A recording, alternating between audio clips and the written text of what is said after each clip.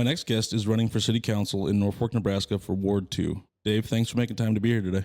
Thank you for asking. No problem. I'm Zach Miller with my co-host Vance Neidig. Good to meet you, Dave. Nice to meet you guys. And we are touching base with Dave Fauss today. Let's get a little background on you before we kind of get started. Are you originally from Norfolk? Yes, I've lived here all my life. All your life? Yep. Went to Norfolk High and all that? Norfolk High, yep. I went to Northeast Community College, went over to Wayne and got my teaching degree, and then didn't teach.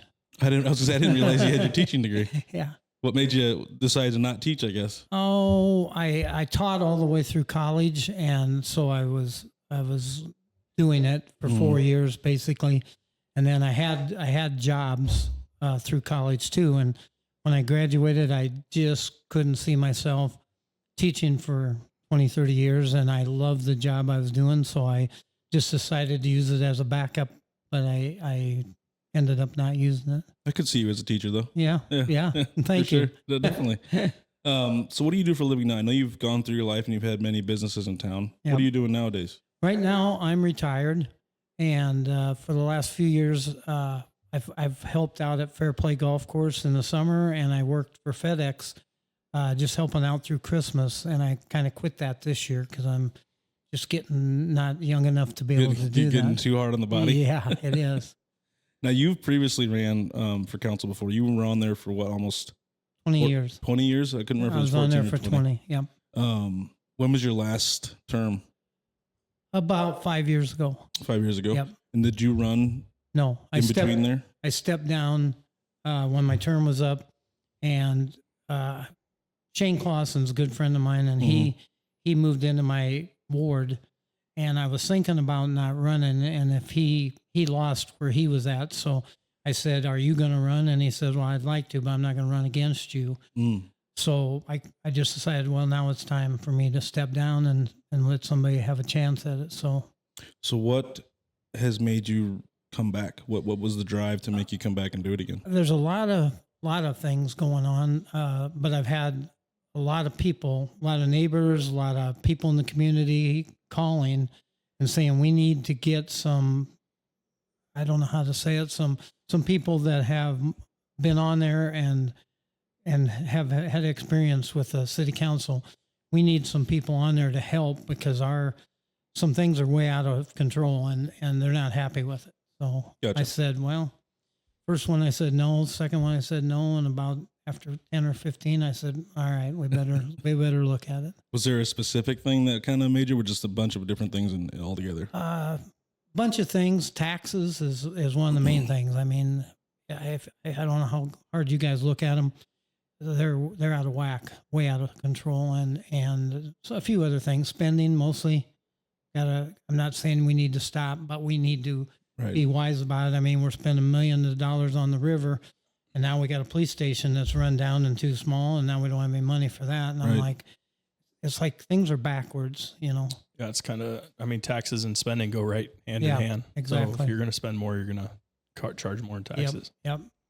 Outside of public office, have you ran for any other boards or committees or anything in town? Have you been a part of anything? I'm on some boards. I'm on the board of the High Rise that the Oddfellows own, and I've been on both of them. That we sold the one on Norfolk Avenue. I belong to the Oddfellows. I belong to the Shriners. I've helped out with Mercy Meals, and there's a few others. So you've had a lot of community involvement in your time here. Yeah. Yes. What about our community is special to you? Everything. I mean, I've lived here all my life. My boy was in the same grade as you were. You know, I coach basketball. I love helping kids. I love helping people. The Shriners help people who can't help themselves, and that really is passionate to me. And everything. I just want Norfolk to be a community. I've always been kind of on the park and rec side of it. If you looked at my first 20 years, I was on there when I've been working with every person that's ran Norfolk, every administrator we've had, I've worked with him. And I really pushed my early years when they were looking at the flood down by Tazazuka and FEMA came in.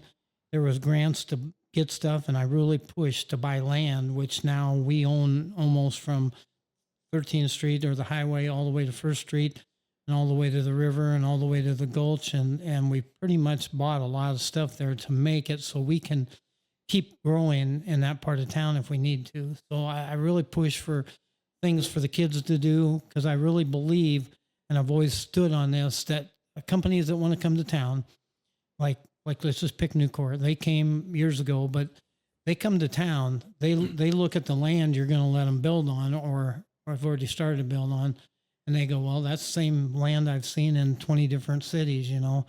And then they mainly go out in your community, and that's where I think we need to be strong. Our churches need to be strong. Our businesses need to be strong. Our schools need to be strong, because they want their kids to have a good education. And I think they really look at their parks so the kids have a place to play baseball, play whatever. So I've really looked to mold other parts of the community, so when those big companies come to town and everybody thinks, oh, we got to have land for them, but we need more than land. We need the whole ballpark to make that work. Do you think we're lacking in that area right now? Some, but not a lot. I mean, I've heard stories that when Sherwood's, which now it's Cardinal, was going to come to town, they came to town and looked at everything and said, you know, this is a long time ago, said, well, your town's just like every other town. And the guy that was running the show said, I'm a big golfer. And he said, I'm a little scared of the winter.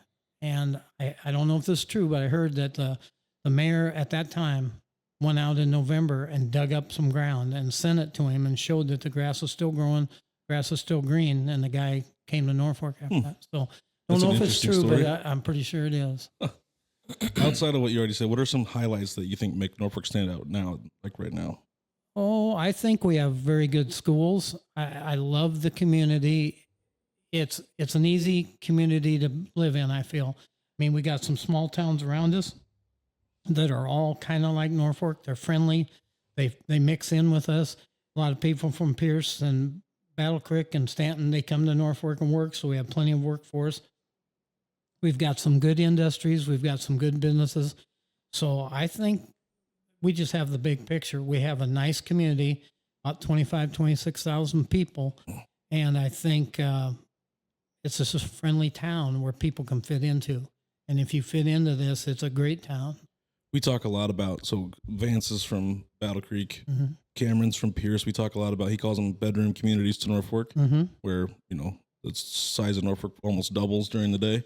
Yeah. Yeah. He can talk a little more on that, but he feels that way. I do too. I fully agree that I see the traffic come through town, and it's coming from all directions, and they're the ones that help keep Norfolk going. And yeah, bedroom community, you go back home and sleep in Pierce or Battle Creek or wherever, and then you come to Norfolk and do business, and it helps Norfolk because it keeps all of our stuff going. Right. Do you think that you, when you're on city council or when you will be soon, that you will base some of your decisions off of that fact? That, hey, maybe think not just about Norfolk, but also think about the community surrounding us? Oh, I did when I was on there, and I hope you're right that I will be on there again. And yes, I look at that. I look at a lot of things. Like I tell people, and I have talked to some of the new councilmen, I said, when I was on the council, it took me 2 years at least just to feel comfortable. And I didn't have anybody helping me.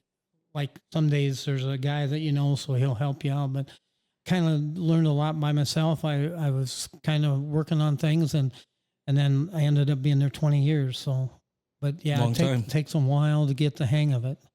What do you feel that Norfolk could improve on? A couple key things. Well, I think one of the big things we need to do is we need to improve on our visibility, I guess I would say. We need to be, so the public can see what's going on. And I think we're like transparency of what's going on. Transparency of what we are doing, I believe is horrible. Just to be blunt about it. As of right now? Yeah. You gotcha. Well, and I'll give you an example. When I was on the council, Mike Nolan was the city administrator, and he had what was called that finance committee every morning on Mondays before our city council meeting. And we'd have to go to that and sit for an hour, 2 hours, and talk about everything that was going to be on that night. And by the time we get done, we had it all hashed out, and we had some things, and it's open to the public. So that's about as transparent as you can get. Yep. And then we went at night. And I know one of the questions you asked is what time is the best time? Well, we went at 7:30, and we went over the same stuff, and the public again was invited in to talk, and we looked at it again. So that's twice they had transparency to look at it, and we don't have that anymore. And as a matter of fact, a lot of times they go into closed session, have 4 councilmen talk to whoever is doing it, and talk to the city and talk about everything, and then they come out at night and just vote on it. And I don't like that. What's the point of a closed session? Well, let's just say you had some problem out here in your backyard and the neighbors are fighting you on your lines or what you want to do. You bring it to the city council and say, I gotta know what's right because I'm going to build on and I got to know. So you come to the city council. So they pick 4 councilmen to meet with you and the city, and you explain your side, the neighbors explain their side if they got a problem or if they're with you, and the city explains their side, and all angles are looked at, and then the councilman can make up their own decision. So that's closed session, but nobody sees that. Right. So that's... Are a lot of places, are those always open or are those usually closed at most? You know, if they do the subcommittee, they're probably closed. Okay. But then sometimes what we used to do back in the day, like I said, was we'd have that morning meeting. Well, we've already had our subcommittee meeting. Right. So we kind of know that. Now we open it up and tell everybody what we talked about in that session to the whole public. And then we talk about it again. And then we go into the night shift and talk about it again. So it's been hashed over 3 or 4 times before it's adapted or whatever. And to me, that's transparency, and that makes it so people know what's going on. So they don't say, well, I don't have any clue what they're doing. They just bring it up and vote it on. And that is happening. And that's, people are very upset with that. And we were told previously that some of that's set by the mayor, right? Is that? Some of it is, yeah. You know, the mayor can change whatever he wants, and the city administrator can change what he wants. Like the next city administrator that I worked with didn't have that session. And then we changed the time from 7:30 to 5 because we were getting a lot of people, or 5:30. We're getting a lot of people saying, well, God, I get off work, I go home, I sit down, I eat, and now I got to get back up and go. So we moved it up to 5:30 to try and accommodate the people. And I know you guys talked about that on the last show of what is best. Yeah, we did. It's almost hard to, because now we've had 2 different ways of saying it. Yeah. It's hard to pick a perfect time. Yeah. It's very hard to figure out when the whole public will meet, but that's the chance we take. Which you'll never get you'll never get No. everybody. You'll never make everybody happy, but No.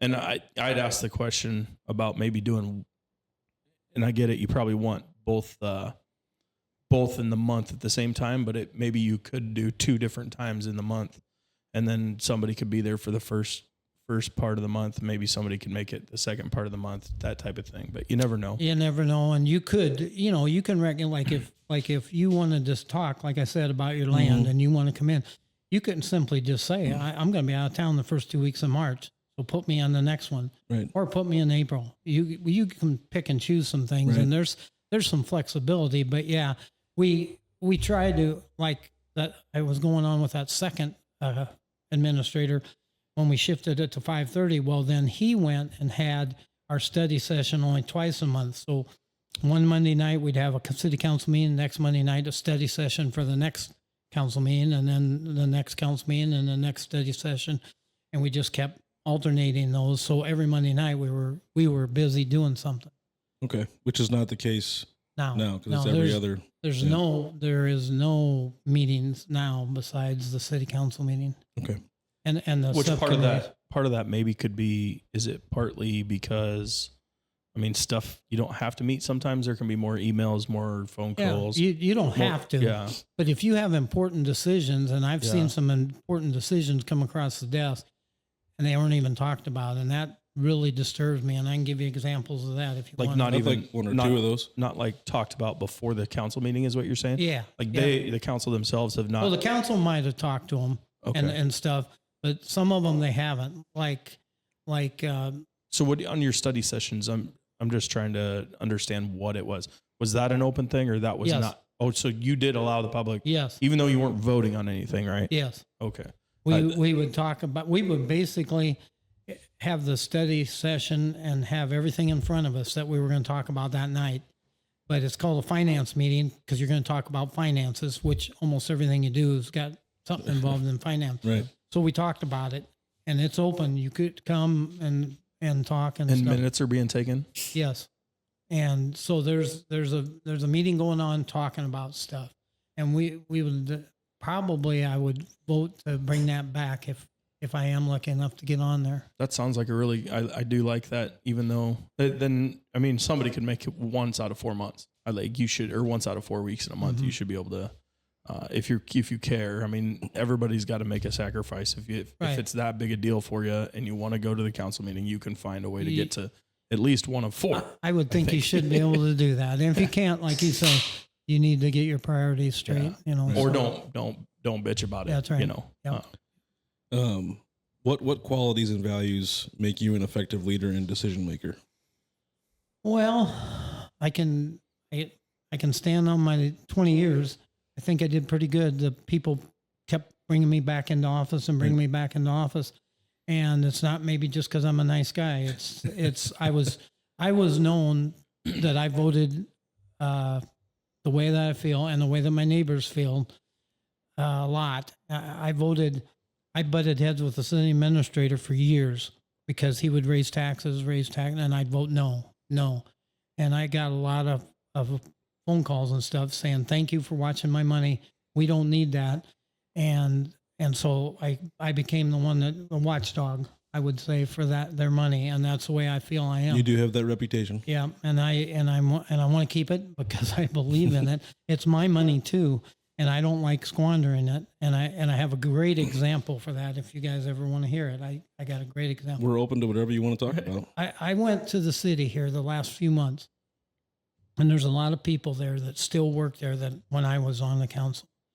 And I said, tell me the difference between your budget right now and your budget 10 years ago, 5 years ago, 20 years ago. And they said, well, when you were on the council, you rode our budget hard. When we go to budget meetings, we look at everybody's budget and we cut. What do you really need this? Well, I could get by with this one. Then could we cut it? Do you really need this? And I'm not saying I cut us back to nothing because we brought in a lot of industry through that time, but we cut the fat off of the budget. And the people I talked to said, when you were there was no fat on our budget. And today, last year, my budget was about 20% inflated, and I got everything I needed. And then I had that 25% to spend on whatever I wanted. And there's the fat. So every system in town, the police, the fire, the whoever had 25% that they didn't really need. I mean, they might have got some splurging off of it, but do we really need that when the county is raising our taxes? I don't know if you realize that the city portion in the last 8 years of our taxes has went up 126%. In 8 years, 126%. I didn't realize it was quite that much. Yeah. For just the city part of it. Did any of that extra 25% of the fat you're talking about, did any of that come from grants or anything, or was that all tax money? That's all tax money. And there were grants beside that. And like when our taxes went sky high, I called the county. I said, what are you doing? Well, we raised everybody in Madison County's taxes because your house went up that much. So we raised it. Well, the thing is, they raised it, whatever percent it was. I think it was 8%, something like that. They raised it that. The values or the values, yeah. which raised your bottom line. Your bottom line on your I just want taxes. to make sure we're talking about the same thing. Yeah. So they raised it. The city has a mechanism to control that. And till this year, they didn't use it. They used it very little, but it's called the levy.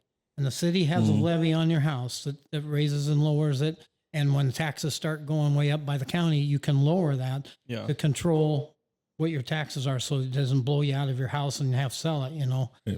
And they have not used it until this last year, and they just barely touched on it, and should have been used a lot of years. If your taxes are going up 125%, it should have been used. And I'm kind of upset about that because nobody's watching it. And that's more than just the city issue. I mean, that's a countywide issue. That's a statewide issue. That's you working with the state, the county, everybody, the schools. The schools take a large chunk out of your taxes, but it's working with everybody. But the problem is there's a mechanism that we have to help control it, and we weren't looking at it. And that's what kind of upset me.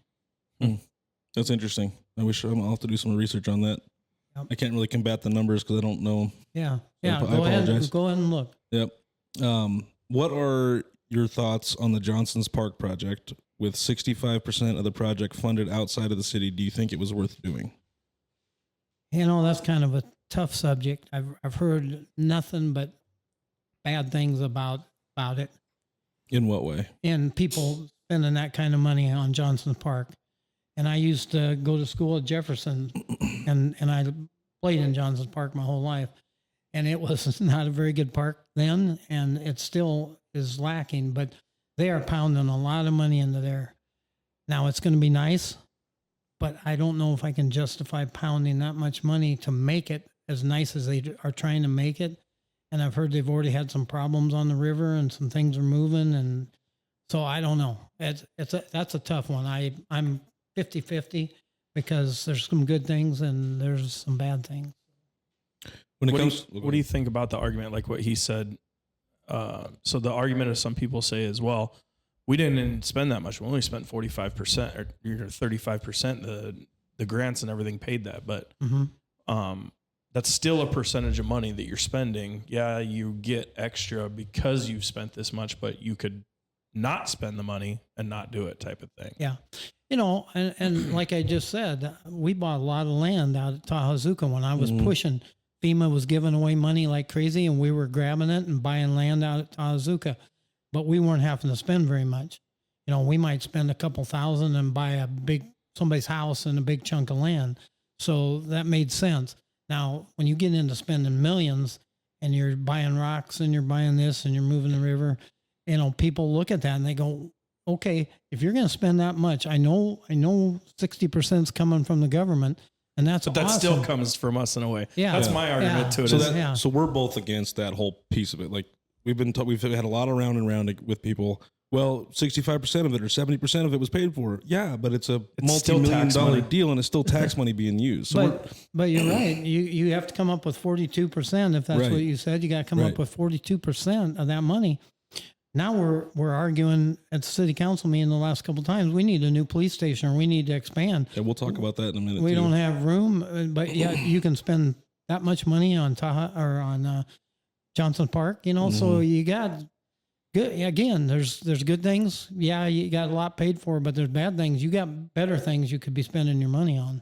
Do you think any other parks need looked at in town? Oh yeah, I like I said, I'm all for parks, and I think all of our parks could have a lot of stuff. I've heard some bad things about our parks. I better explain that. I heard that when Pat Mersney was there, he bought a whole bunch of playground equipment, and then he retired. And then the new guy came in, didn't like that playground equipment, so sitting down there in the corner, and they bought different playground equipment, and that really upsets me.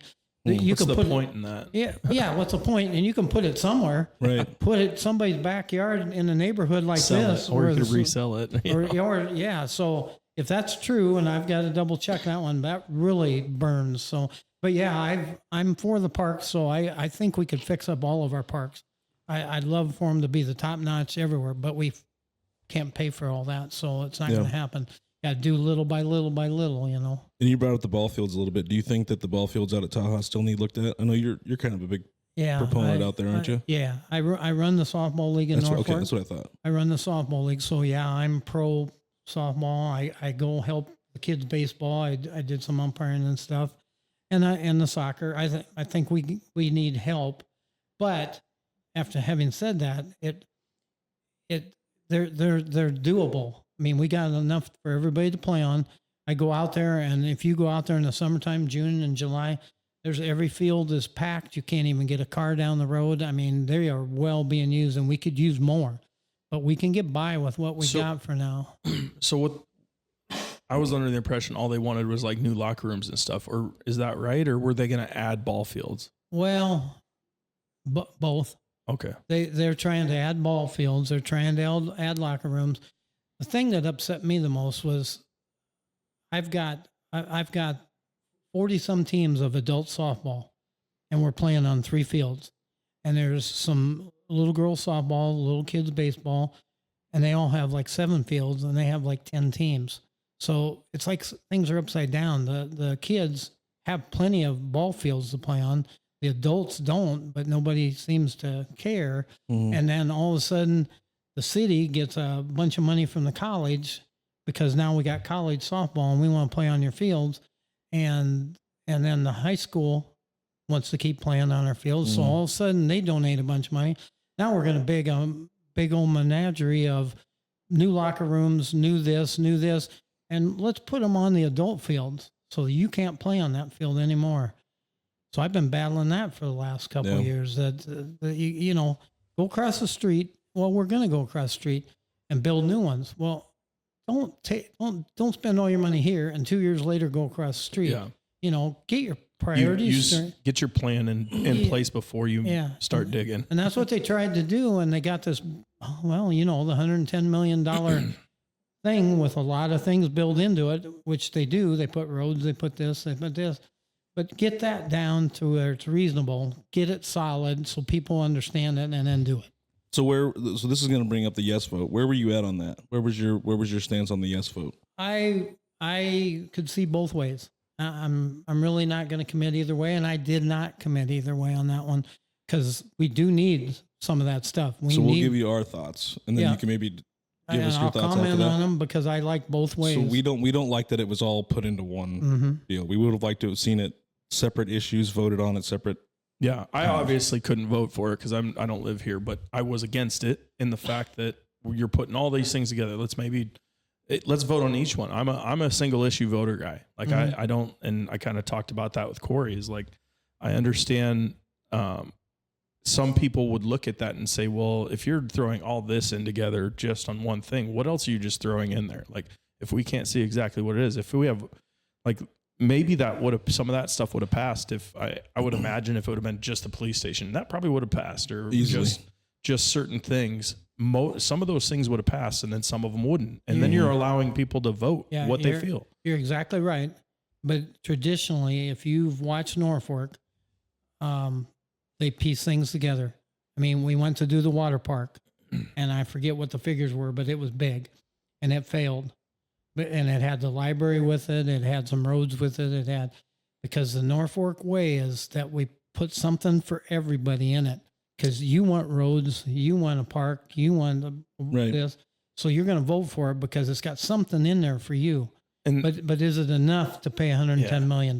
To me, that seems, I'm trying to think of the word. I'm just going to use the word lazy to Wow. not explain. I'm going to use that word because it seems lazy, but I was going to go more on the, like you're trying to, like an evil side, or you're trying to pull something over on somebody. You're trying, get it's a little bit for everybody, but it seems like you're trying to find an end around and just doing your job and selling kind of pull the wool over, done. type of thing. Right. We don't like it in the federal government side either. And that's probably where it trickles down, even though it's a 6-issue thing and the federal ones are like 100 issue things, but we don't like that either. So but you're absolutely right. It's nationwide. The president has this thing. Well, I want to hook this to it, and I want to hook this to it, and I want to hook this to it, and then it goes through as a big conglomerate. But and I know what you mean on the shady thing. But I don't know. I'm not saying it is, but I understand. But I'm trying to explain that it's the way that you almost have to do it. Because if we just say we want $110 million and we're going to go up and out and fix up Tahazuka, that's not going to fly.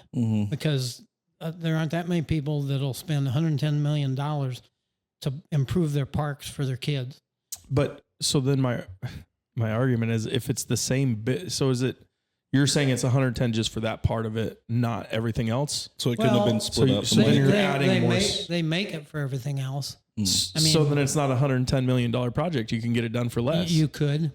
I mean, that's what they're doing. If you're adding more stuff to it in the same price, you're adding more stuff. Right. That means you're not doing your job and cutting it in the beginning. They're trying to get it so that it looks like you're going to get a lot. The whole town is going to be refurbished, and that's their ideal. Because in my opinion, I would have voted for it if it didn't have the swimming pool whatever The you wanna Aqua call it. Center. The Aqua Center. Mm-hmm. I would have voted for the whole. I was for everything besides that. Well, and that's the problem. You try and make it so everybody has a piece of that they want to vote for, but you also have the opposite where all of a sudden you didn't like this part, so you didn't vote for it, and somebody didn't like this part, so you didn't vote for it. So Do you think that's how backfired. most people would vote though? I mean, or maybe am I wrong? Like if I see something in the middle of something that I don't want, I'm not going to vote for the rest of it, even though I really want the other stuff. I think you do that because you're an educated voter, and there's a lot of people that aren't. Yeah, Gotcha. yeah, and it's both ways. A lot of people are. Oh, I get this, so yay Yeah. for me, and don't look at the bad side of it. It's both ways because you look at it and you go, I need a new library for my kids. I need a new park for my kids. I need a new this for my kids. I need a new street to get to Norfolk and in and out of Norfolk. I need. Well, all of a sudden, 3 or 4 of those things you need. So you go, okay, I'm going to vote for it. But then you think $110 million, that's going to take forever to pay for. So then you Right. back off. So it's a tough deal. When I was on the council, we've had 2 or 3 of them, and I argued every time, both ways, because I could see it one way and I could see it the other way. And there's maybe no true way to see it because there's good and bad everywhere you look. So what do? You go with what you think would work. Your gut choice. Yeah. Makes sense. So while we are developing downtown, do you feel that the rest of the town is maybe getting overlooked at all, or do you think that the whole town's kind of been represented well? Oh, they've done a pretty fair job, but they spent a lot of money on it. I mean, they built that downtown up. And when I was on the council when Josh took office, and he said, I am going to improve our roads. That's my main thing. And I go, well, good, because we need some improvement. But he waited till the 7th year to do it. And now every street was almost closed last year because we were fixing them all up. And now our money, when I was on the council just 5 years ago, Norfolk was in debt $22 million. We're pushing 90 In debt? In debt. It quadrupled. In town. It quadrupled in 4 years just in Norfolk. So our debt went from 22 million. It's, I think, at 88 or 89 million right now. And by the end of the year, they've told me it'll be 90. That's going to take a long time. Sure, we got taxes coming in, and we got this coming in, and we got this coming in. It'll come back down. That's if we don't spend another dime. And you can't not spend another dime, or you'll go stagnant. So the council has boxed themselves into a predicament now where they're basically tapped out. I mean, they're to the point where if they go over 90 million, there may be no return, and I don't know how they're going to get out of it without stopping. So We'll try to put some of these stats out with your episode too, so that we're not. Which is, I've talked about that a lot. Like, I think I even talked, not specifically those numbers because we didn't get into those numbers, but I've always said, it's going to hurt eventually. If people aren't thinking clearly and thinking ahead, eventually the only way this stops is with a lot of pain. And that's the only way you dig out of it. And it's kind of like a drug addict at sometimes. That's at all levels too. You got to let them hit rock bottom before you'll ever figure it out. And it's going to be hard work. Yeah. Yeah. And so and it just kind of goes back into this Johnson Park. Yeah, we didn't spend all that. We didn't pay for the whole thing, but you still spend a large chunk of money. How many, what is it? 32 million that I'm hearing that we're spending, or is I don't know the number. So that's on the new, we'll get into TIF here in a little bit, but that's on the new apartment commercial complex. That's $32 million from the city. Well, I don't know if it's from the city, but that's going to be the TIF amount. Yeah. Yeah. But back to what we were talking about, it's going to be a hard road, and I would be interested, and I'm going to be watching to see what some of those councilmen that are on there now, how they're going to dig out of it, because that's interesting to me, because I don't see a clear path. Yeah. So that's another. If you keep adding these things up that I keep pointing out, these are reasons that I've been getting a little more. I got to do it. I got to do it. I got to do it. Now I got to do it. So what are your thoughts on what would your idea on how to start bringing that back down without increasing? Because we're also against increasing taxes, which I'm 100% too. How do you, because that's what I would hear somebody's argument is like, well, the only way we can get out of this is to increase taxes, and we don't want that. Yeah. So no, and there's ways to get around it. You got to be really frugal with your money. I mean, cutting spending. Yeah, we got to get on that spending and get that back to where it was, where you get what you need. And it's pretty easy. We go to finance meetings and we go to budget meetings, and Zach tells me what he needs to run his department, and we have 4 schedules. We have 1, 2, 3, 4. 4 is Zach gets everything he wants plus 25%. 3 is where we usually end up, but you get everything you want and maybe have a little room to wiggle. 2 is where you don't get everything you want, and 1 is where you almost get nothing. And we almost always went on 3. It seems like we're doing the 4 a lot, where you got that 25%. Well, that 25% was Zach and you and the other 20, It adds up. 20 people add up. And every year it's added up. And then And my argument is if it's really that large of a extra, why are we not getting massive improvements? That seems like you could get a lot of improvements at 25% every single year. you know what? There's one of my questions. If So you're getting where's that money going? You're getting 25% in your budget, everybody in the city every year. Why aren't we seeing your group buying more stuff and buying the streets, buying Why more? Are our streets not better? Why are the parks, everything? Yeah. Why aren't, if you got 25% extra, what are you spending it on?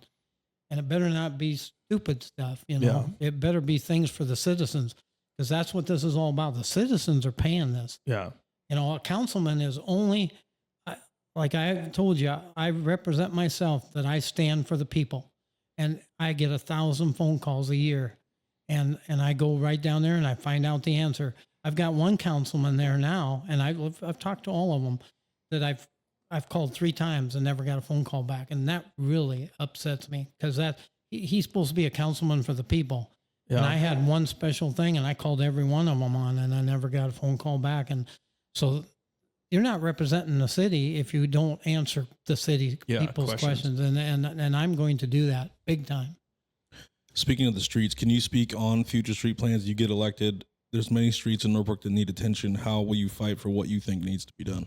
Well, you know, that's a conglomerate of a lot of things. You know, the councilman in Ward 1, his streets are the most important. The councilman in Ward 2, right? Everybody thinks there's my streets. Yeah. This is my ward up here, right? Yep. And my my ward needs them more. Well, that ain't gonna happen. Right. So I get my most important streets that I think are beat up the worst.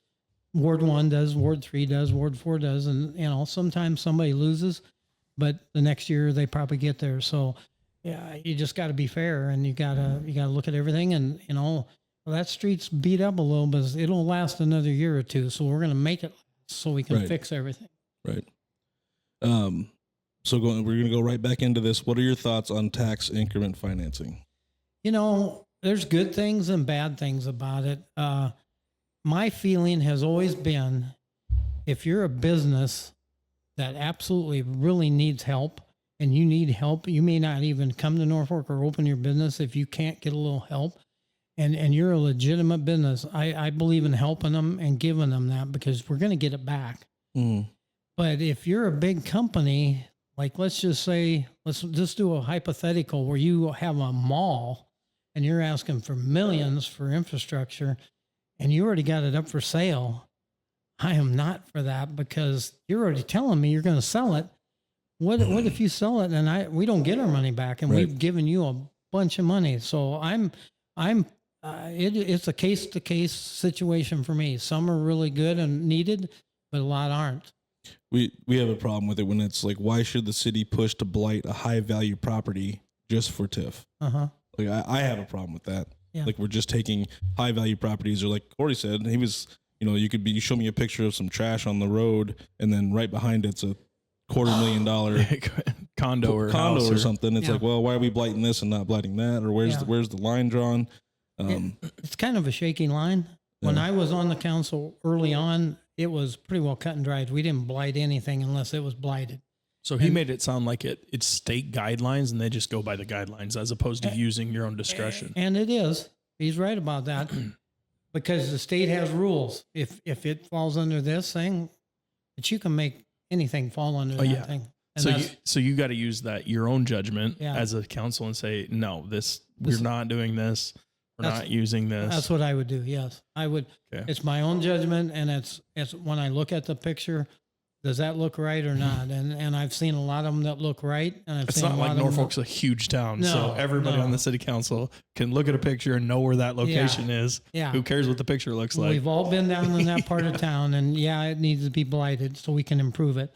But I've seen some go through here lately that are in pretty nice parts of town, and we blighted. And I'm like, are you kidding me? How Right. do we blight that? Yeah. But So it the- happens. So The way you're saying it with, like, let's say a mall per se that gets TIF money and they sell it right away, is that 15-year period now gone?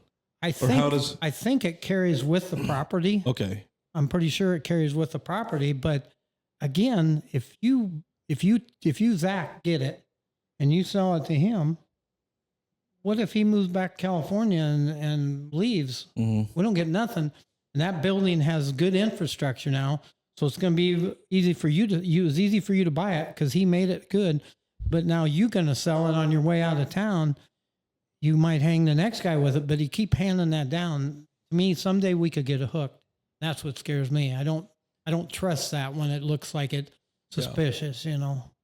It's probably tough to figure out what is suspicious and what isn't. It is very too. hard. Yeah, you Very got difficult. to. I've had people come in front of me and they beg for money and they beg for TIF and you look at their project and it just doesn't add up. But they sound sincere, but I voted against them several Right. times. You know.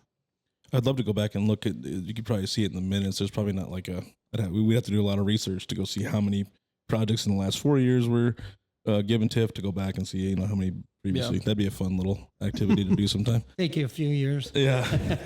What are your thoughts on the Epic option? I know that's not a city thing. The Epic tax option. Yeah, it's not a city. Again, I see their point, and I've seen there were some states have done it, and it looks like it works out pretty good for them because they don't have taxes anymore, you know. But sorry. There you go. Okay, they don't have taxes anymore. But to me, it looks too good to be true. So I'm a little leery of it, but yet it looks good on paper.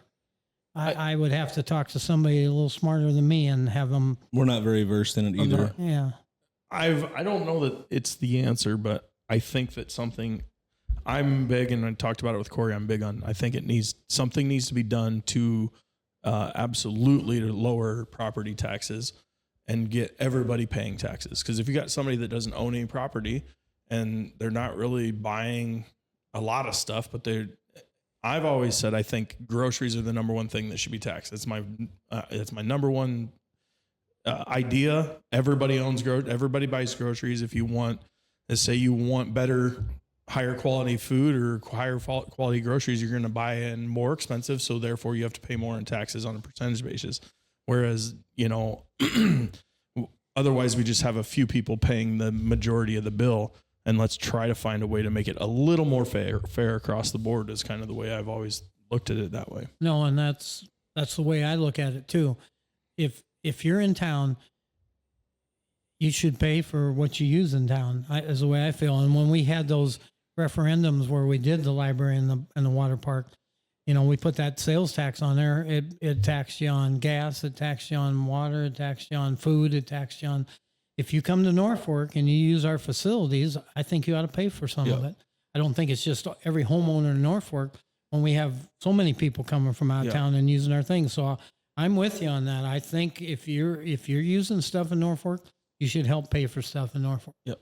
And I kind of look at it across the board as even more than just Norfolk. Like, on everything and statewide or countrywide or whatever. Because just can't control that as much. But I think groceries would be a quick way because everybody has to buy groceries. Mm-hmm. That's the way I look at it. No matter who you are, you have to buy food. Yeah. But right now we don't tax unprepared food. Yeah. And statewide or whatever. So I think maybe that's a quick way to start. Some people need to look into this. Yeah. It's like we said, it's not perfect, but it's definitely something we can look into because it's a start to the right direction. Right. I think anyway. It gets the conversation started. Right. Yep. Right. Now, again, it's one of those things that there might be some hidden agendas in there. You don't know because it's such a big deal.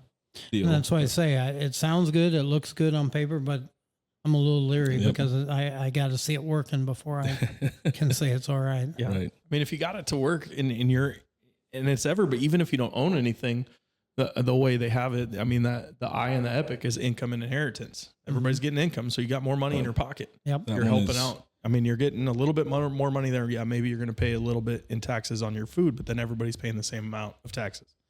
Yeah, I like the eliminating certain property taxes, income, inheritance, corporate, and then the eliminating of the double taxation. I Yep. thought was a And huge thing. A corporate tax is going to help you as an employee also, because Right. they're going to be able to pay you more money. Right. Right. And there's a lot of good things, Yeah.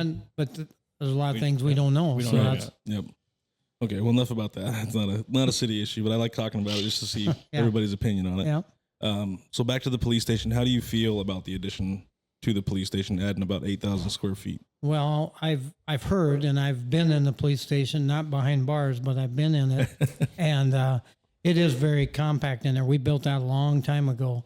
I mean, I'm back to when everything used to be in the auditorium, and Right. everybody had a closet they sat in, and so we're way ahead of where we were 20 years ago. But yeah, I've heard stories that that our evidence is all piled up in a storage unit. That guys are shift. When your shift comes in, you got to hurry up and change your clothes because the next shift wants to get their clothes on, and it's too small. We need help. But again, I'm frustrated because why weren't we looking at this a few years ago and not doing some of the things that didn't need it as fast? So, but we do need it. To answer your question, yeah, the fire station or the police station is very important. I would agree with you 100%. Sounds like I can't remember where Corey said the money's going to be coming from now, but it's a whole different, it's like some other kind of, they have a whole committee, I think, on it right now looking for searching for Searching a money money. searching committee or Mhm. whatever.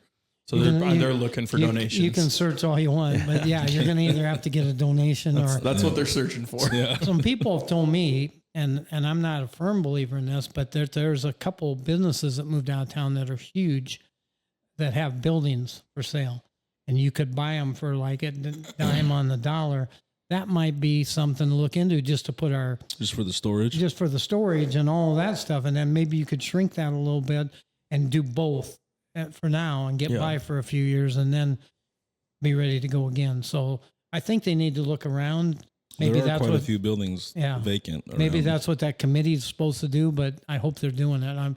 Again, if I get on there, I'm going to find out. Hopefully they're just not out trying to spend money. Yeah. Building a new building instead of trying to find a. Let's go out and eat and see how this building looks tonight. Yeah. Can you give your thoughts into how the oversight of the North Fork Transit was being handled? My insight, Your thoughts, my thoughts, or how do you think it should be handled? it was handled very poorly. We had no, in my what I've heard of it, we had no oversight. We had nobody checking the books. We had nobody checking everybody. And in things I'm involved in, there's checks and balances everywhere. And that's the way I believe it, because there's too many things can happen. And if you're not getting checked and balanced, then you're not answering your questions. So I think it was handled very poorly. I think it was set up very poorly. I think it was run very poorly. So I'd have nothing good to say about it. Only thing good I can say is Norfolk does need some kind of a transit system, because we have people that need help to get to the doctor and to the grocery store, but we didn't need it like that. And So we didn't need empty buses driving around over and over and over and over. That's why I feel I'm not fully sold on it was stolen, because I saw a lot of empty vehicles driving around. Yeah. That's a lot of dollars. I would ask you guys, did you ever see a bus full of people? No, not one time. No, Not I've one never time. seen one. I didn't either. And I go through town a lot and I see it. I still have never seen one. I had a couple friends that were working on it, and I go, how many people? Oh, when I leave school, I have 2 or 3 kids. I go, 2 or 3 kids. You sit in front of school for a half hour and you take 2 or 3 kids home. That thing should be loaded and taking them down the neighborhood, you know. And yeah, to me, they should have had little vans. You can put 10 people in the van, and maybe only 4 of them, the seats are filled, but you're not wasting 10 gallons worth of gas to do that. So everything about it, to me, was handled poorly, and I was not there when that got started. So I want to make that clear. Yeah.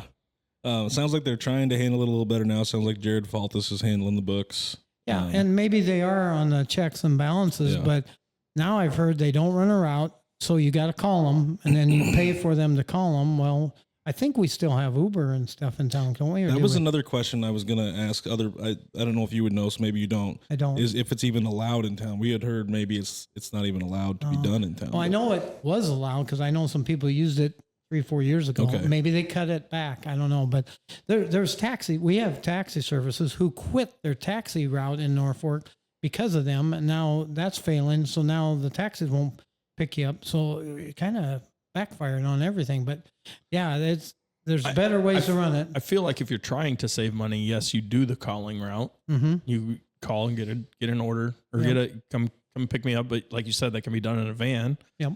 The school routes would probably be a route, and you're scheduled. Hey, we're going to be at this school at this time, and then you could have your little mini buses or whatever, and try to get as many kids as you can. You would be amazed how much gas they would save in 1 year by running vans rather than big buses. So that alone is a failure. And they should be selling those buses as fast as they can, in my opinion, right now. And if they're sitting there doing nothing. And buying other equipment, and like little vans or even cars. If you're going to go out and pick up one guy and take him somewhere, you don't need a van even. You can get by with a... My grandma lived outside of town, and she had the little forklift pass or whatever it was, and I can't remember how much it was, but they drove that little mini purple bus out there all the way out in Stanton County, basically on 275. Pick her up, take her to wherever she went, take her back. But it was awesome for my grandma. That's great for your grandma. I mean, but she paid like $20-$30 a month, and they're wasting $20 to go out and get her every day. Yeah, so that's where people weren't thinking very good, and I don't know who the genius was that thought that up, but I mean, she used it, and she passed away, so she's not using it anymore. But it helped her. Oh yeah, absolutely. And a part of her life was she needed help, and that's what it should be meant for. That, to me, that's why I don't know why they hooked on to the what do you call it? The place that they hooked on to I can't remember what it's called. Not the visitors, but it's anyhow. Chamber of Commerce. Where they have meals for older people and stuff. The Senior Citizen Center. They hooked onto them, and that's a good place to start because that's a lot of the people that need it. But why hook onto them and take over, basically? That kind of upset me too, because that little business was going pretty strong. I would go down there a couple times just to visit and see what they got. They'd have 30 or 40 people in there eating. Mm-hmm. That's awesome. That's people that needed probably food and a warm meal.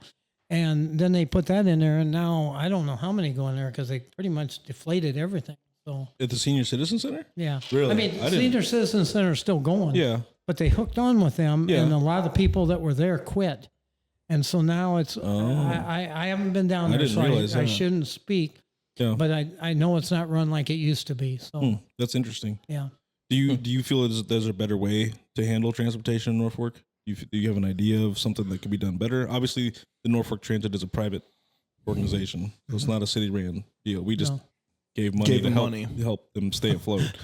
So to make sure the listeners know that. So what's the difference? It's not city-ran, but we pay for it. So, yeah. You know, losing. That's an art. Like I hear that all the time from people on different things. Like, well, it's not part of this, but yet we're paying this much money for it. It's like, all you're doing is creating a Ponzi scheme here. You're just shuffling money around. What I tell people, don't bullshit me, because if I'm paying for it, then it's ours. Yeah. And that somebody screwed up. You know, you want to know how I would fix it? Yeah. I don't know, but in a different way. Well, yeah, I would go to a type of an Uber system. I'd go to smaller units, gas savings, so you could run out to Stanton and do it for $5 or $3 rather than $25. I would streamline it. I would have. I mean, that's what Ponca Express does. They have vans. They don't have big buses, and they'll drive you to Omaha for $6 or $20, I think. Yeah. So there's ways to do it, and you got to have the backing. With Madison County not backing him anymore, I don't know how they're gonna keep alive. And which maybe, I mean, Ponca Express has been in town for 15, 20 years doing their routes. Maybe we should have looked into. I mean, that's another thought. Maybe somebody should have went to them and said, "Hey, what if we make you a little bit bigger? We can, you know." Could have looked at that. You got to remember, the Ponca tribe is a good tribe, but they get money from federal. Well, they get federal. They get their casino money. They have different sources where they can maybe stay alive. Yeah. You know, where we had, Which I'm saying that, but maybe we could partner Yeah, with it. yeah, I mean, yeah, you could yeah. use that. It's already there. I don't know if they can, Oh, okay. but Maybe. but if they could, that'd be I awesome. mean, it's worth a conversation with them. The worst they can say is no. That's right. That's right. You get the head chief in there and he says no, and then, but he might say yes. Yeah. And I am still surprised we don't have as much Uber and Lyft in town. Yeah. Like, it's hard. It seems weird to me. And I guess maybe somebody doesn't want to spend the time to do it, but it seems like there would be a use for it. You would think and so, there's only yeah. like, At least on the weekends. even when we had it, there was only 1 or 2 people that ever 2 did drivers out of 26,000 people. I'll bet you every Friday night and Saturday night that was used heavily. Mm-hmm. Well, the one time he tried to use the night lift. the night lift. They started that program at one point. Mm-hmm. And this was before everything went to shit. But like, yeah, I started calling it like 11 o'clock because they were charged. They'd only pay, or it only cost $5 or $10 to get to Battle Creek. I don't remember, but we all went out. But they wanted you to call early, so I did. I started calling at 11. No answer, no answer, no answer, no answer, all the way to, I think finally somebody answered me at like 1 o'clock in the morning. Oh, we're closed for the night. Yeah. Yep. Yeah. You were never open. They abandon you. And when the time when most of the people Wanted it. I'll bet you on a Friday and Saturday night at 12 o'clock, 1 o'clock, they would get more people in those vans or buses Than they had for the rest of the Any other day. the whole week. Yeah. Yeah. Absolutely, they Yeah. would. Yep. That's true. Moving on a little bit. Is there anything else you want to talk about on the transportation at all? Oh no, I'm fine. All right. No, we had this question posed to us. We talked on Corey's that we didn't think it was the case. Do you feel that we have an aging demographic, and how can we make sure we have population growth in the future? You know, I have mixed feelings about it. There's a lot of there is a lot of older people in Norfolk, but there is also a lot of young people in Norfolk. I mean, I'm amazed.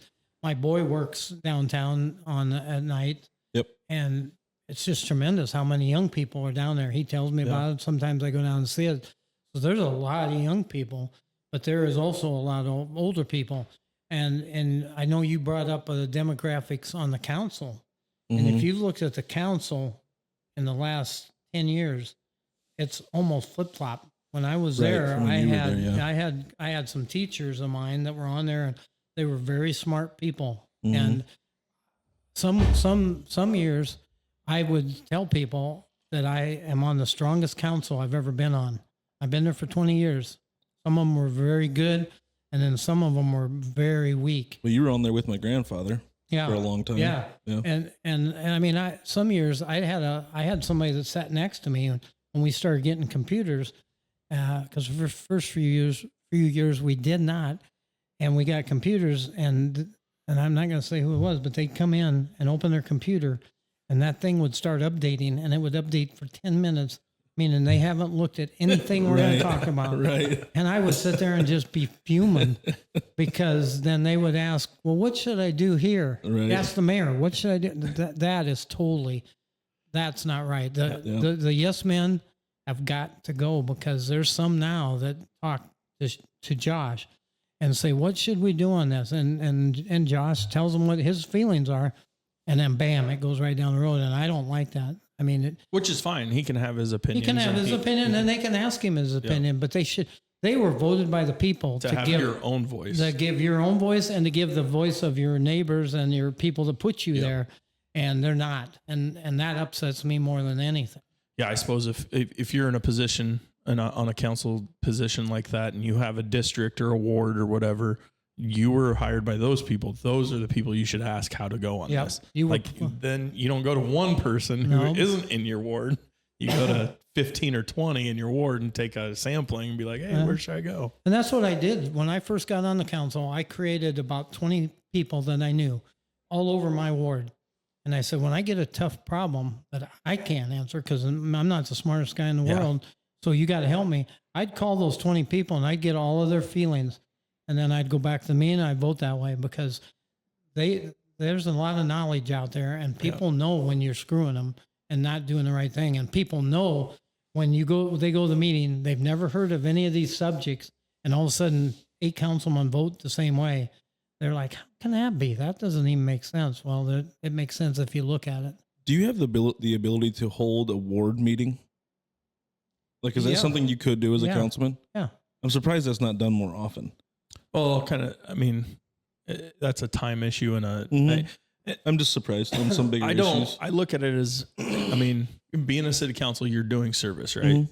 And you get compensated for a little bit. So I don't want to make somebody do Right, I didn't mean a whole make it, bunch I of just- extra. I just thought it'd be a good idea on something like a yes vote or some of the bigger issues or something when it comes up with TIF to have like a ward meeting, get your consensus of your ward, and then but you kind of doing that by calling 20 people. That's a good size number of people, but You're not going to get rich being a city councilman. I'll tell you that right now. Oh, really? I didn't. One time when I was having a rough summer, there was a lot of meetings and this and this and this and this. I mean, it was just the city we had a ton of stuff. I figured that I was getting 2 cents an hour for working for the city. It's a good wage, right? Yeah. So you're not making nothing. And to answer that question, just for a few years, we would have once a month, or maybe it was every other month, they'd have a meet the council, and we would buy donuts and Ward 1. So a non-meeting, non-meeting, but come and right after the council meeting, we were going to meet with the people.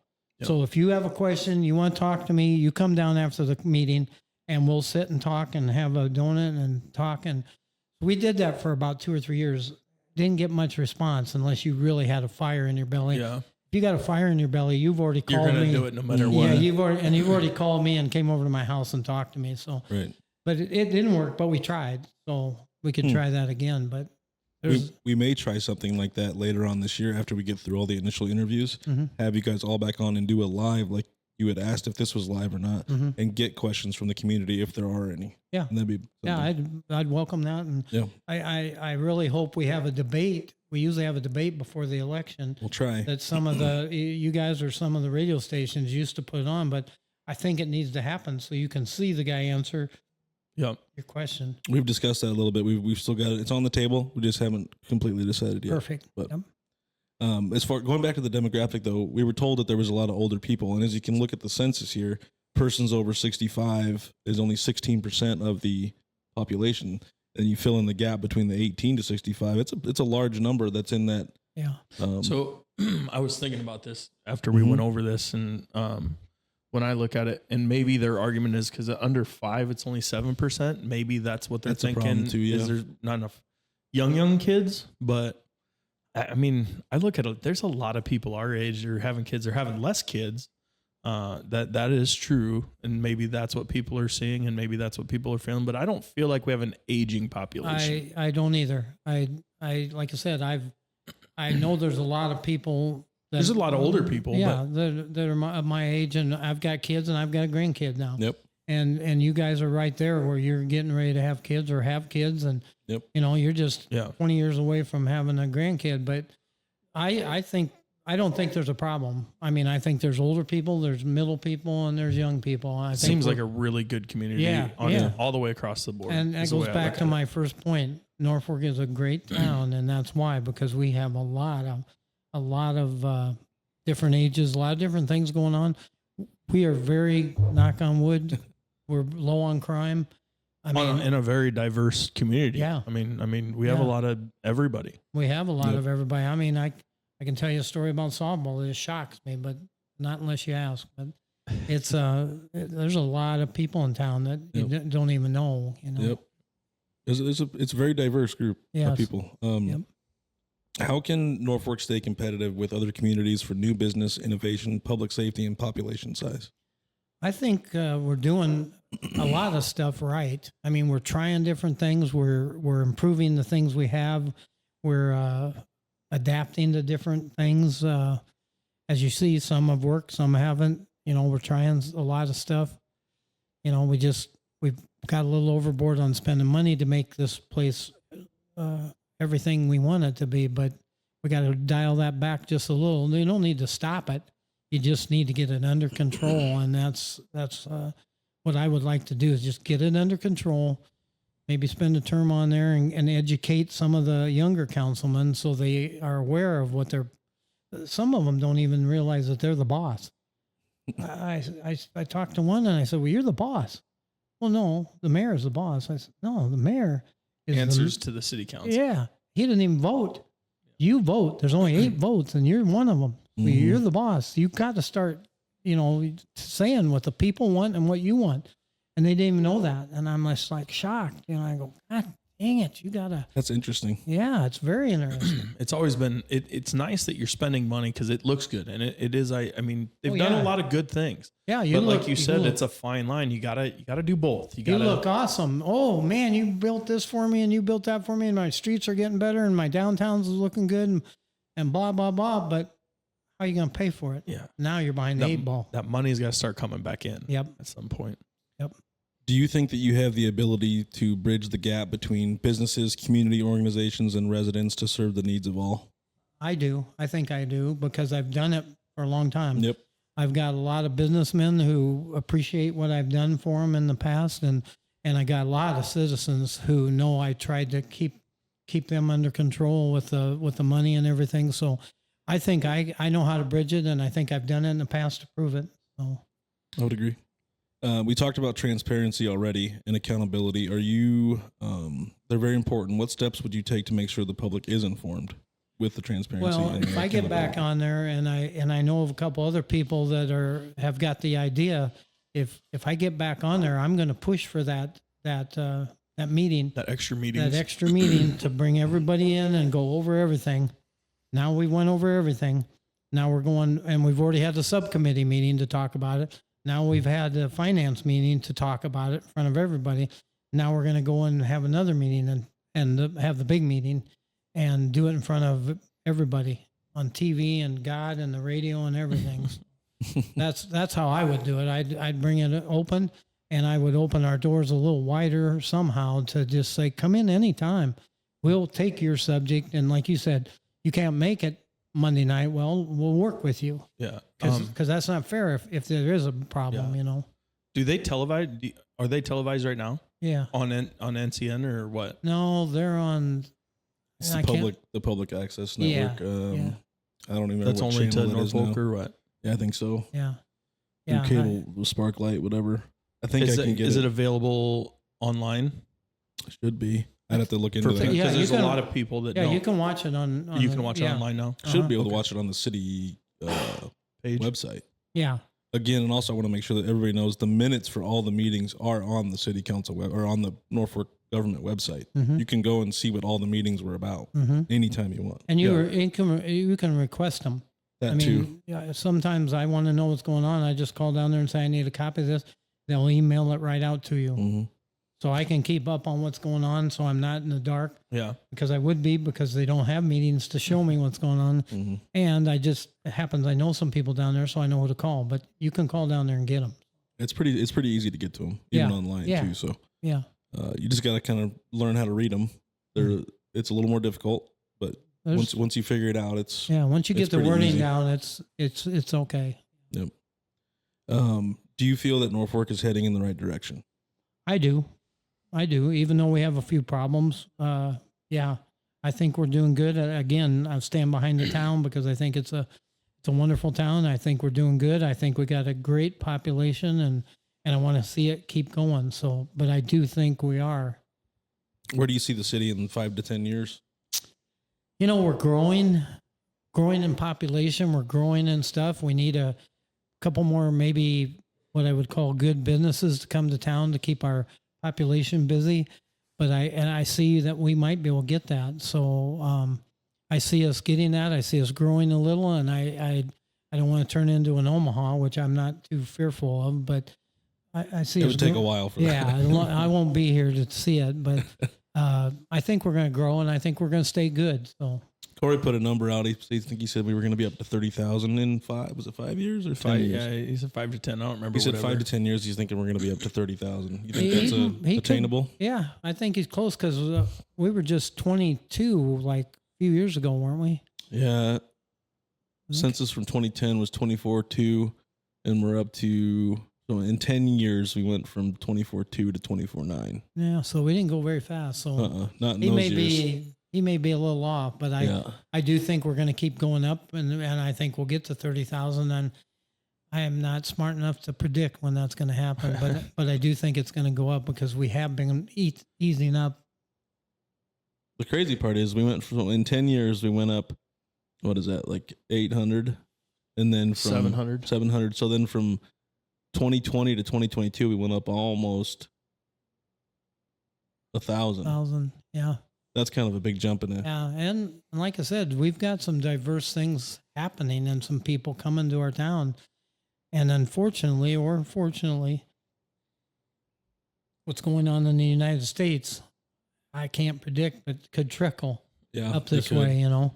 The other thing too is, you know, we talk about population size, but a lot of people have moved to some of the smaller hub cities, the bedroom communities, because of property taxes and things like that. Do you think that's a big problem in Norfolk, or? Well, I don't know if it's a problem, but it's happening. I mean, like we got here, we got people from Pierce, people from Battle Creek, people from Stanton, and every morning they come to Norfolk to go to work. So it's happening. It doesn't mean it's bad. You know, they're not paying property taxes because they don't live here, which is a reason they don't live here. But there's a lot. We still have a shortage of homes, you know, so I don't know what to tell you. Don't kid yourself. The property taxes in Battle Creek School District are not any better.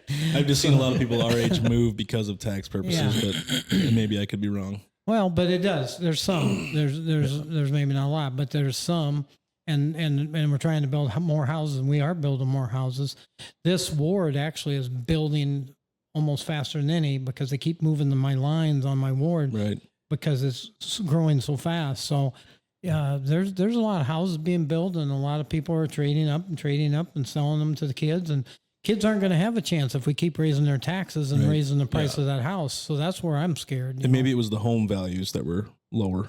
Could be. Not the property taxes, obviously, but the home values were lower it could be. in the smaller cities, which made the property taxes lower for Right. a same size of house. That's all the questions that we have. Now we have some listener ones that got sent to us Okay. that we'll go through those. We haven't changed them in any way. We have them just on here as they were given to us. So if they don't make, we'll try to give you some insight from what we can, but they were just given to us Yeah. off of social media. I'll do the best I can. What do you see as the greatest need for Norfolk? Well, the greatest need that I think we need good leadership, because we got to stay pointed in the right direction. It's got to start somewhere, right? Yeah, it's got to start somewhere. And I've always said, well, like when I was on some of those strong councils and we were bringing businesses to town, and I said that we got the train rolling right down the track.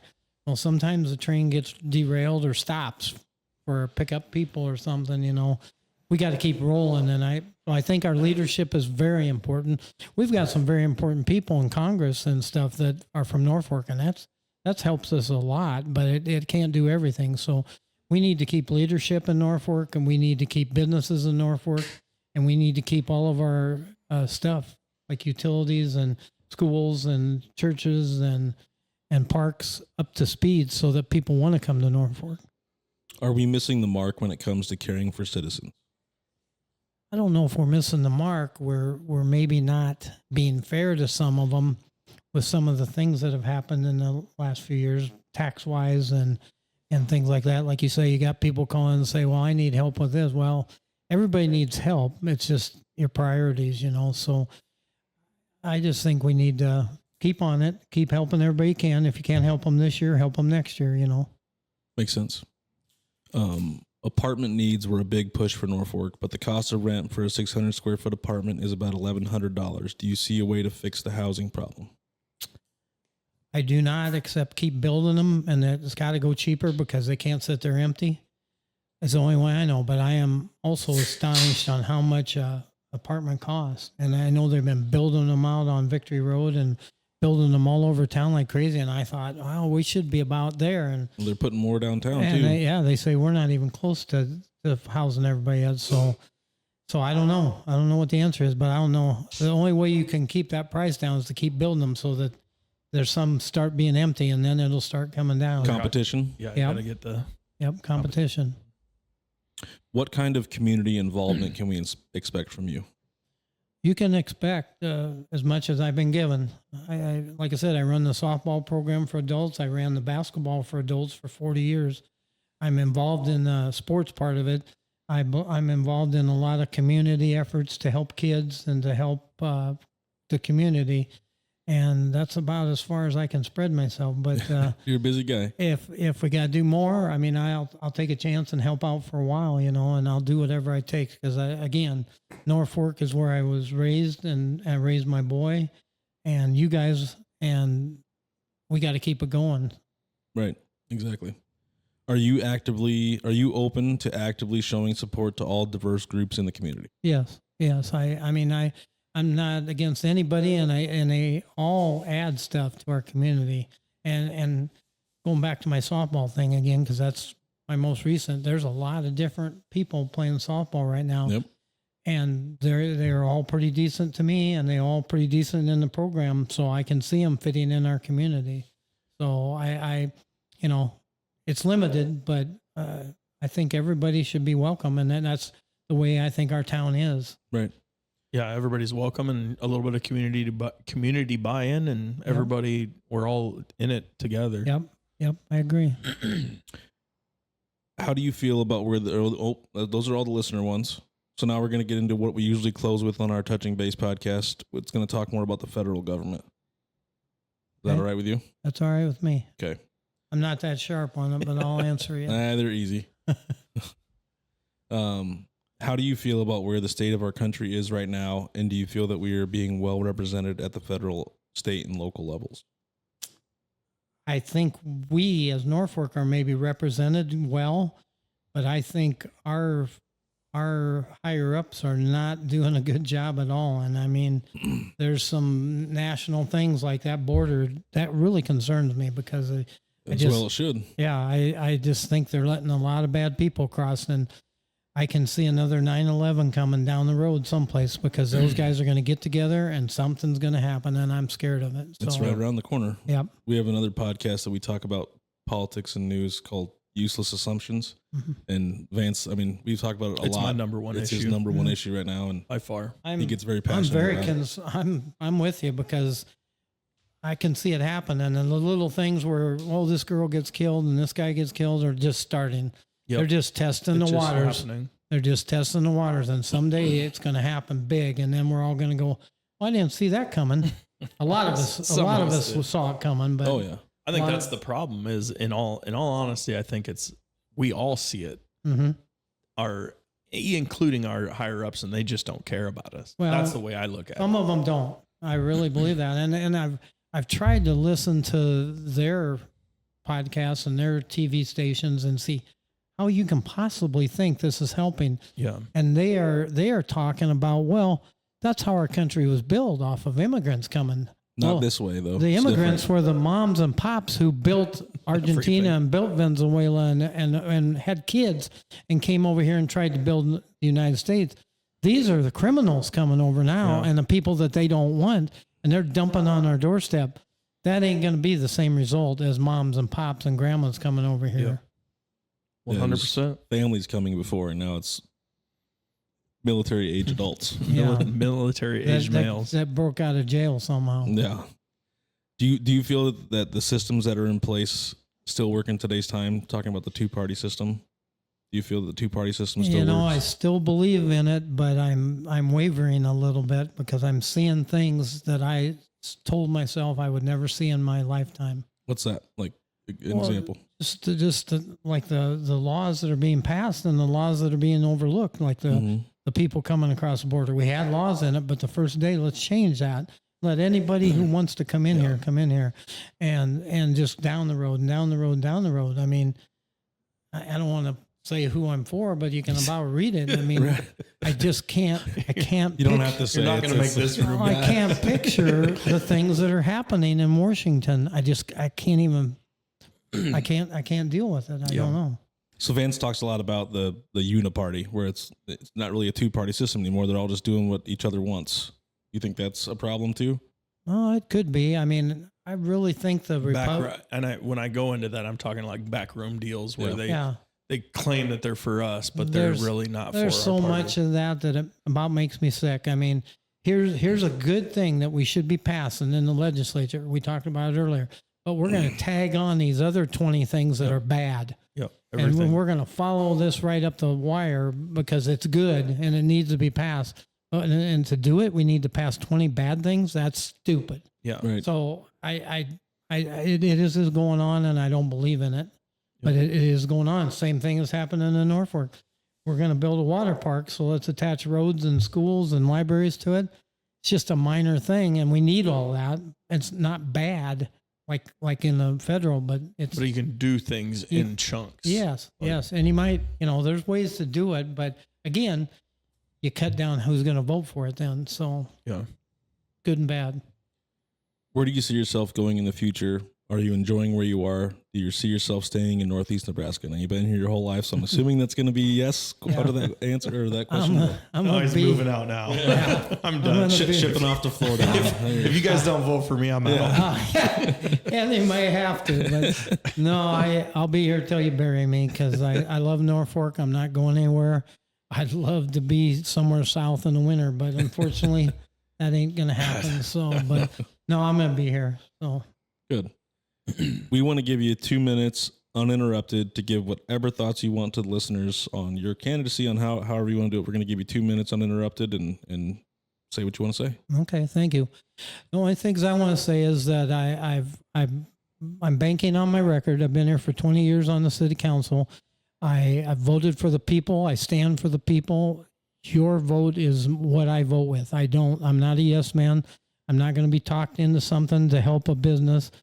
I mean, if it's good, I will do it, but it's not just to help somebody, and it's not the right thing for Norfolk. And I've been in that spot. I've had some friends of mine that have come to the city council meeting, and I look them in the eye and I feel really bad because I don't go along with them because something that they're doing isn't going to work in Norfolk. So I've had to vote the other way, and I hate it, but I've done it, and I will continue to do it.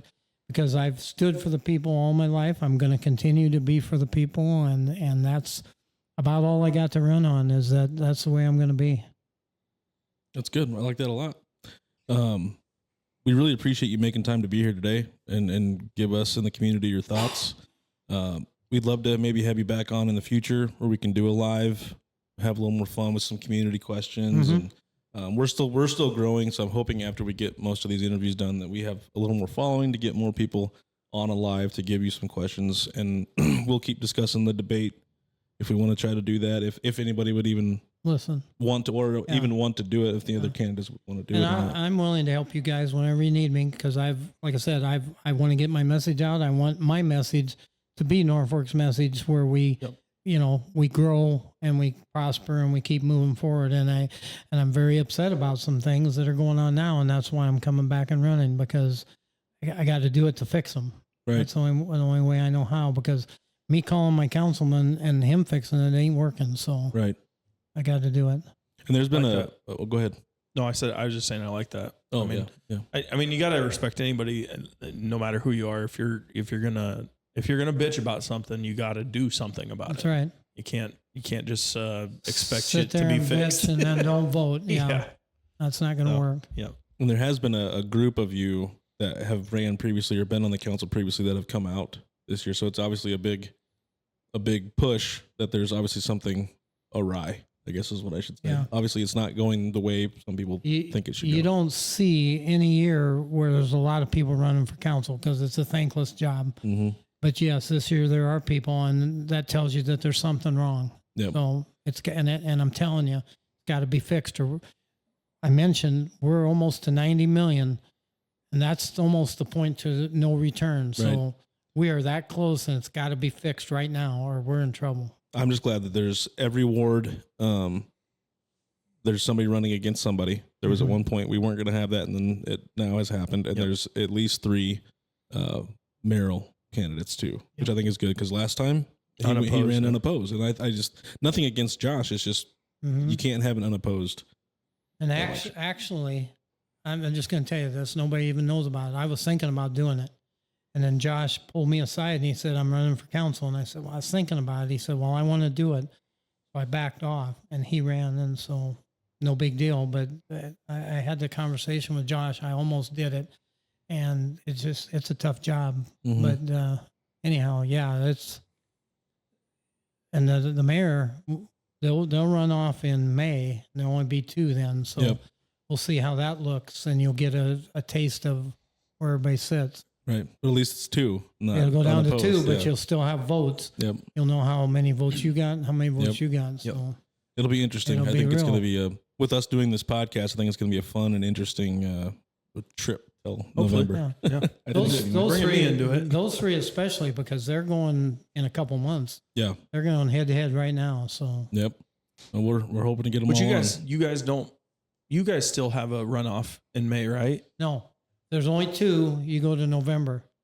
But if somebody were to jump in, if you had 3, if there was then- 3. Yeah. but Okay. The deadline's over. So Oh, okay. So So- you guys are all going to November. that's already. correct. Yeah. Gotcha. So we're So all far. going to And November. when is the deadline for anybody to put their name in the hat? I think it was March 1st. That's what I thought. Okay. Yeah, I think it was March 1st. So and- like not even on the ballot. Like you don't even get a inkling of where people are. no, Okay. I kind of wish I did, but no. So you just gotta kiss babies Yeah. and shake hands. Shake hands. Shake So, babies and yeah. kiss hands. do podcasts Yeah, and yeah.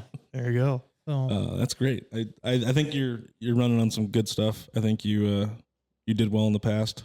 So I think you're Thank going to you. be just fine. Is there anything else you want to get out to the listeners until we have you back on at some point? no, I just like I said, if you support me, I need you to get out and vote in November and put me where you want me to be. If you don't vote, I may not get there, and then your taxes are going to keep going up. So Perfect. yeah. Well, big thanks to Dave for making the time to be here today. Thank you to Cameron Meyer, who's producing the show today for Ryan, and my co-host Vance. And we will see you guys all next week. Thank you, guys.